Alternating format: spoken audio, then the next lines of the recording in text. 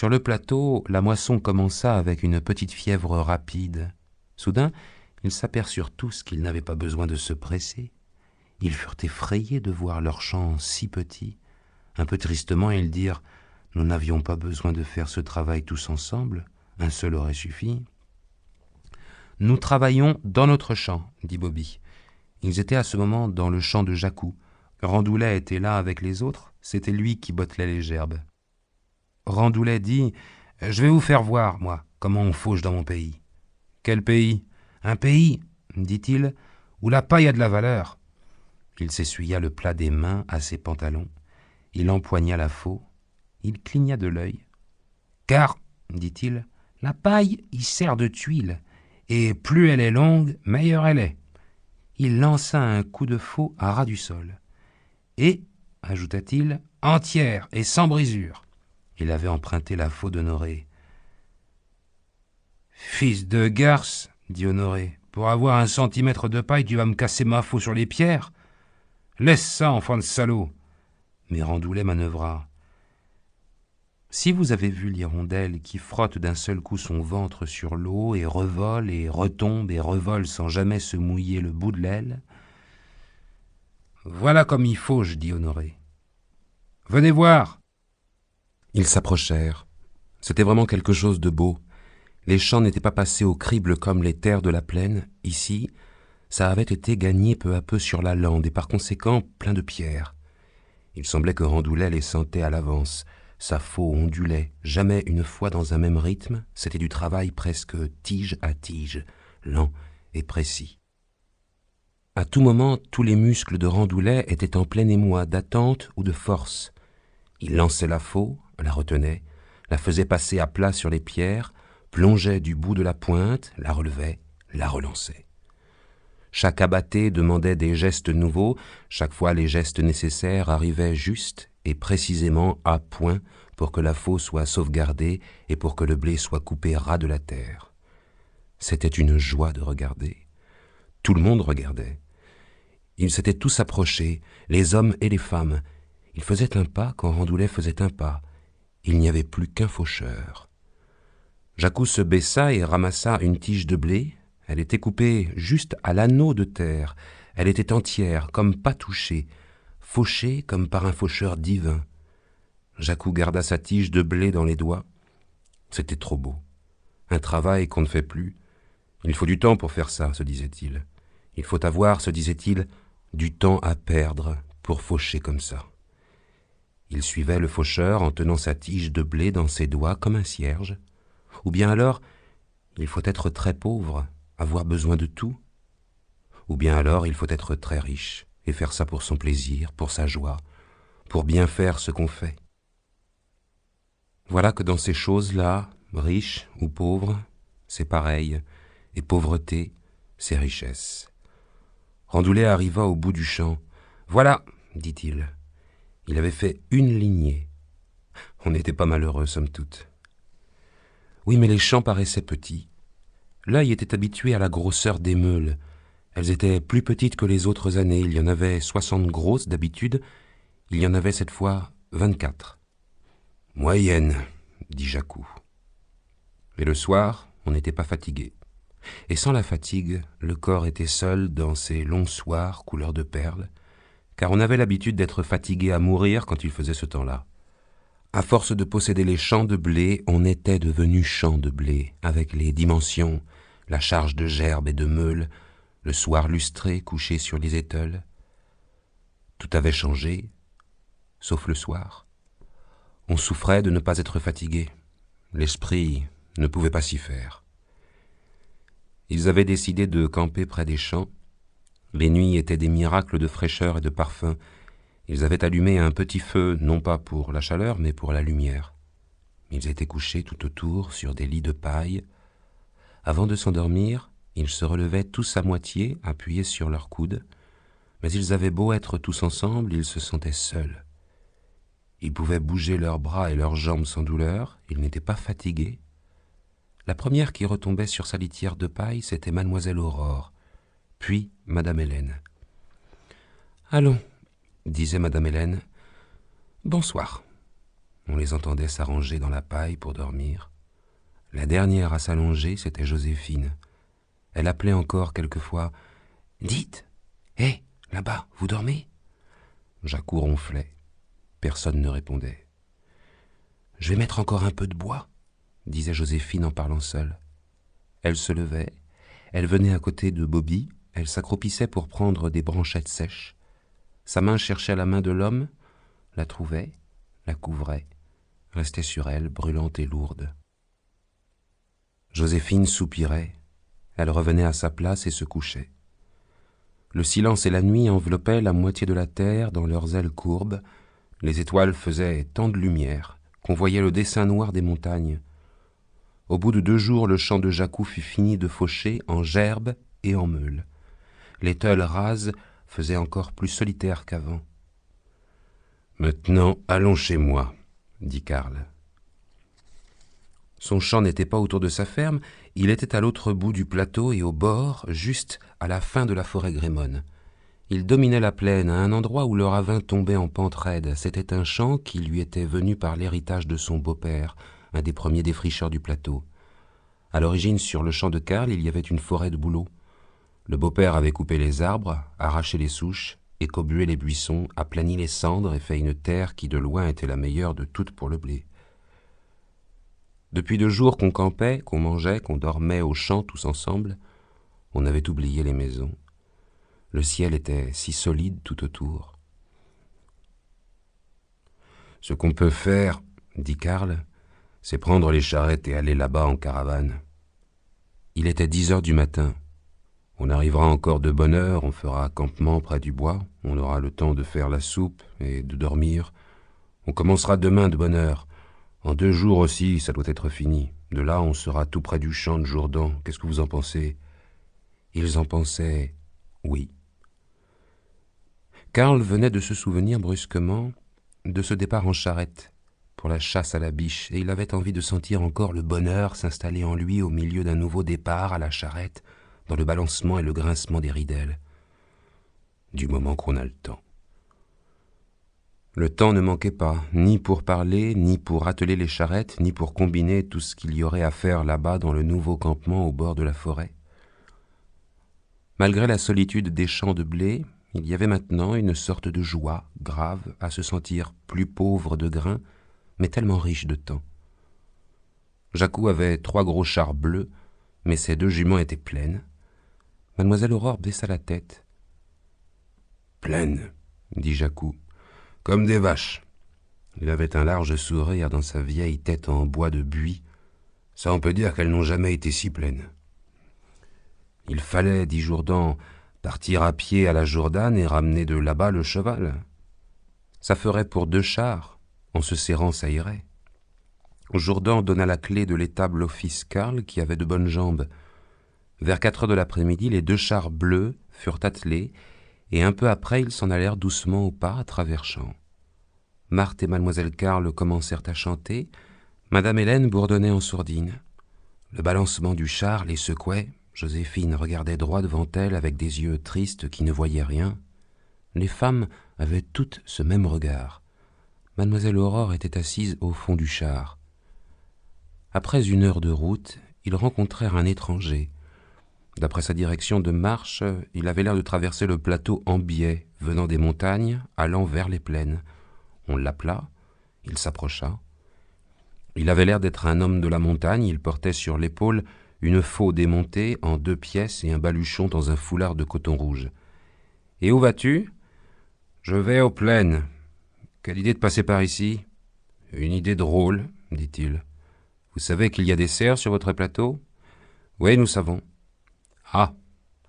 Alors, il n'y en a pas qu'un ?»« Non, il y en a plusieurs. »« J'en ai vu un, dit-il. Je suivais la route naturelle. » Il voulait parler de la route à trafic régulier qui, en bas à gauche, passait l'Ouvèze sur un pont de pierre, contournait le plateau et entrait dans la plaine de Roum après un grand détour. Il m'a semblé qu'il y en avait un dans le taillis. Il resta un moment sans plus rien dire, regardant les uns et les autres avec ses yeux sauvages et brillants. Car, ajouta-t-il ensuite, « Chez moi c'est le pays des cerfs. Je suis parti depuis 12 jours. Ma femme, c'est Catherine Larousse, et j'ai 2 filles. Je me suis dit, ce n'est pas possible, ou bien c'est un qui t'a suivi. Mais j'ai voulu en avoir le cœur sûr. Je suis entré dans le bois, et d'une chose à l'autre, le soir, j'étais déjà trop haut pour penser à redescendre. Je me suis dit, m'en monte encore, traverse Grémone. Maintenant que tu es là, c'est le plus court. Et qu'est-ce que tu vas faire aux plaines? Je vais m'engager pour la fauchaison. Ah, disent-ils tous ensemble, c'est vrai. Si tu n'étais pas pressé, dit Jacou, on te dirait « Viens avec nous, on te porterait un bout de chemin, mais ce n'est pas bien ta direction. » Oui, dit l'étranger. Mais je suis pressé, le cerf m'a fait perdre un bon jour. Tout le monde a déjà commencé en bas. Bonne chance, bonne chance. Il s'en alla de son côté. Ils arrivèrent au champ de Carl à 7 heures du soir. Ils approchèrent du rebord d'où l'on voyait toute la plaine. Oui, tout le monde avait déjà commencé en bas.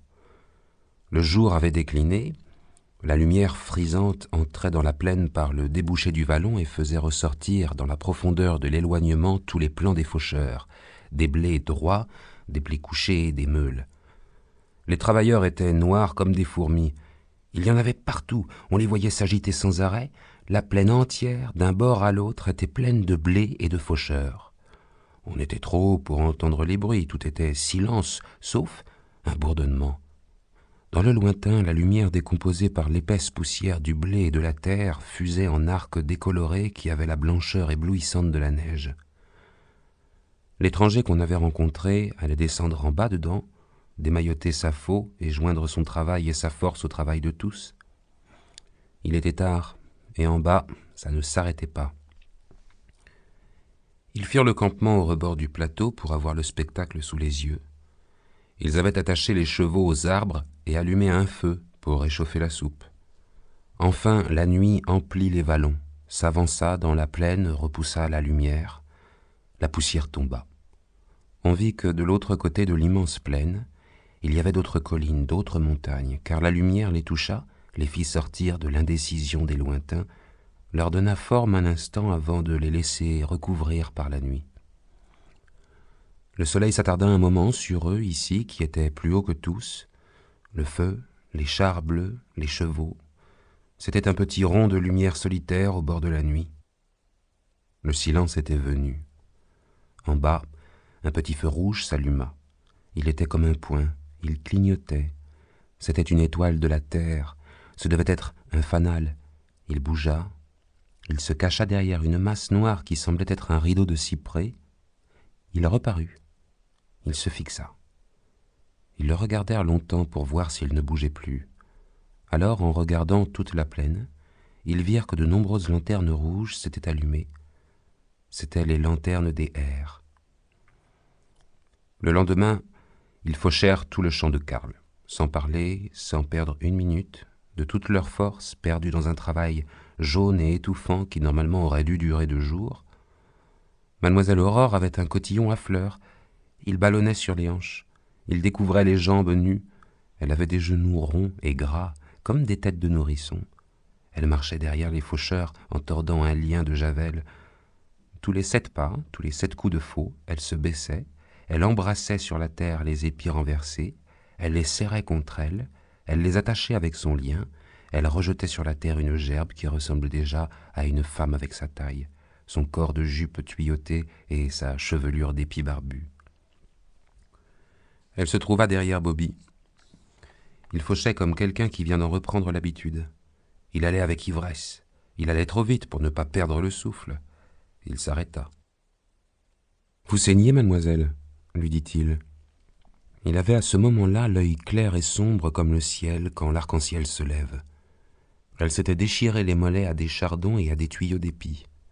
À un endroit, ça avait saigné en raies de sang noir avec un petit point de sang rouge encore palpitant. Bobby s'approcha et se mit à genoux. Mademoiselle Aurore avait un terrible besoin de tendresse et de douceur. Elle vit le sang. Elle vit l'œil clair et sombre. Elle ne pouvait plus bouger. Bobby lava la petite blessure avec son mouchoir et sa salive. Pendant le jour, tout pouvait se supporter. Dès que le soir venait, le corps de Mademoiselle Aurore se mettait à souffrir physiquement. Le cœur lui faisait mal, une douleur à la pointe du cœur et qui augmentait à chaque battement pour devenir à la fin si forte qu'elle se répandait dans tout son corps, jusque dans le bout de ses doigts. Ni le velouté des feuilles, ni la paix du soir n'apportaient de soulagement. Elle avait beau rêver plus loin que la vie, elle n'apercevait pas d'espérance. Elle restait repliée sur elle-même à attendre le sommeil. Les champs de blé sentaient fort, les soirs magnifiques calmaient tout le monde, sauf elle. Elle restait seule, allumée dans la nuit. Elle était couchée juste au rebord du plateau. Il lui suffisait de tourner la tête pour voir s'ouvrir à côté d'elle le gouffre de la plaine couvert de nuit où flambaient les lanternes rouges des airs. Sans cette couleur des petites lumières clignotantes, et elles étaient produites par le charbonnage de l'huile de noix dans les vieilles mèches, on aurait pu les prendre pour des étoiles. Il n'y avait pas de barrière entre la nuit du ciel et la nuit de la terre. La grande constellation du Scorpion, tendue au ras de l'horizon, se continuait, s'élargissait de 2 ou 3 petits feux rouges. Il était très difficile de distinguer ce qui était la queue cornue de la bête du ciel de ce qui étaient les feux d'air les plus lointains de la plaine. Toute la nuit était vide. Tout ce qui était allumé travaillait ou préparait un travail. La douleur de mademoiselle Aurore était si vive qu'elle la voyait s'écarquiller dans sa tête comme la branche dorée de l'éclair qui jaillit des nuages.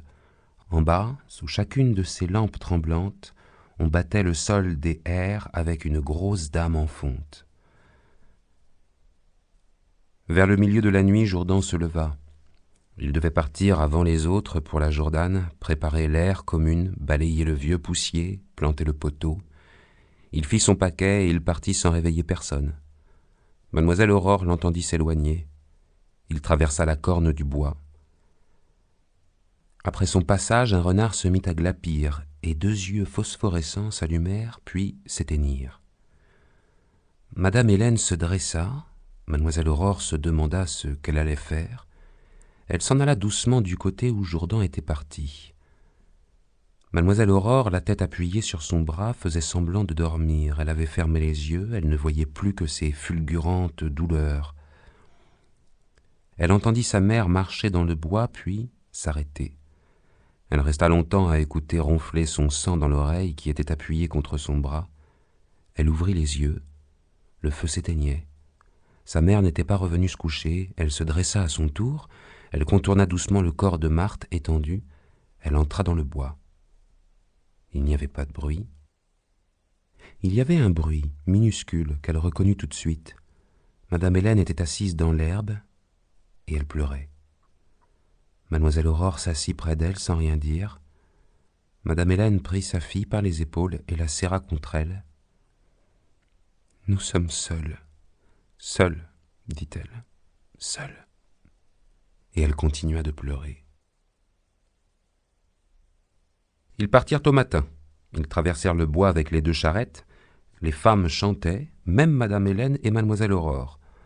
À la Jourdane, ils retrouvèrent Jourdan qui avait balayé l'air, planté le poteau, sorti les fléaux, arrangé le harnais des rouleaux. Ils se mirent à faucher le champ de Jourdan.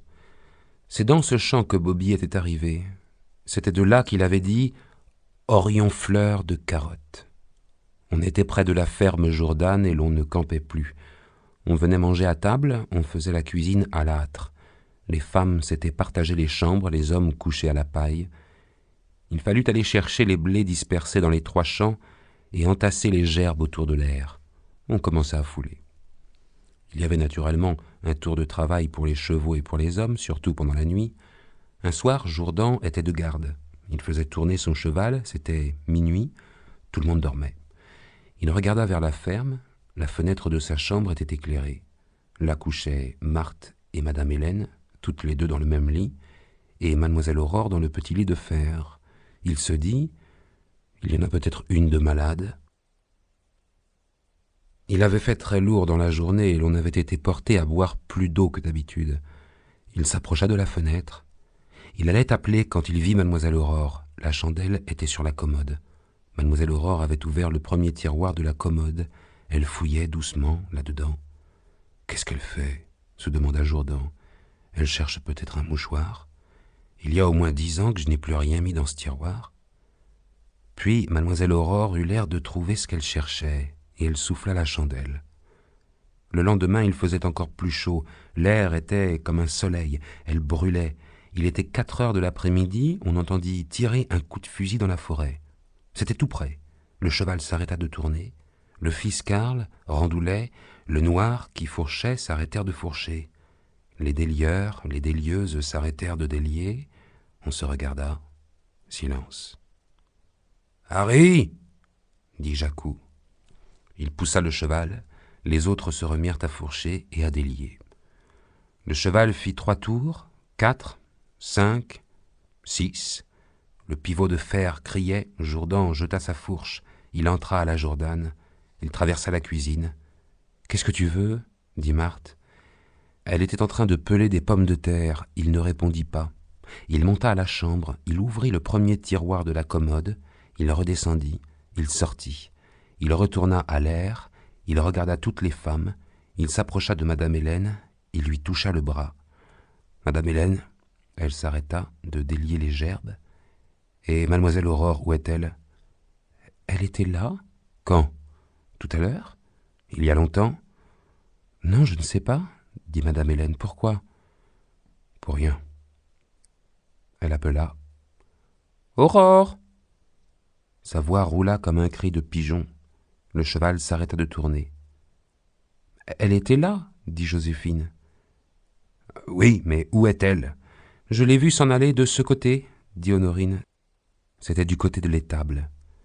Jourdan marcha du côté de l'étable. Madame Hélène le suivit, puis Honorine le suivit, puis Joséphine. « Oh !» dit Jacou, et il arrêta le cheval qui allait repartir. « Qu'est-ce que c'est ?» demanda Bobby. « La petite. Mais elle était là il y a un moment. »« Oui. Elle a filé doucement par là, » dit le noir. « Je l'ai vue. »« Quoi ?» dit Randoulet. « La petite. »« Qu'est-ce que c'est ?» demanda Karl. « La petite. Quoi ? On ne sait pas où elle est. »« Mon Dieu !» dit Madame Karl. Ils la regardèrent. Les autres ne revenaient pas. « Je vais voir, » dit Jacou. Ils le suivirent.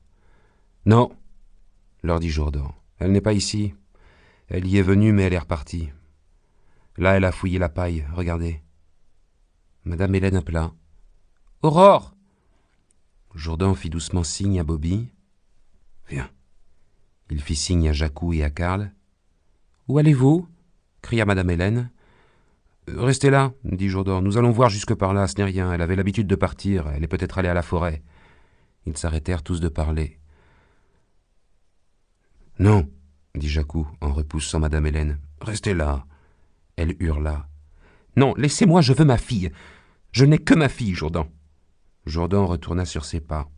« Mais non, dit-il, vous savez bien, on va la chercher, ce n'est rien, ne vous inquiétez pas. » Il dit aux femmes à voix basse, « Gardez-la. » Mais elle l'entendit, et comme Joséphine la prenait par la taille, elle se débattit, elle hurla, « Ma fille !»« Mais non, dit Jourdan en s'éloignant. « Venez, dit-il aux hommes. » Marthe était sortie de la Jourdain et s'approchait. « Qu'est-ce que c'est ?» demanda-t-elle en croisant les hommes. « Rien, dit Jourdan. Gardez Madame Hélène. » Ils tournèrent le coin de la maison, ils se mirent à courir. « C'est là-bas, dit Jourdan. » Il désigna un bosquet de bouleaux qui avançait en pointe.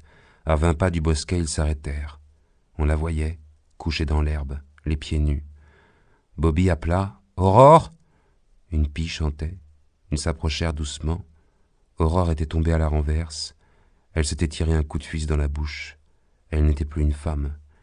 Avec ses éclaboussures de cervelle et de sang rayonnant autour d'elle, elle éclairait l'herbe et le monde comme un terrible soleil.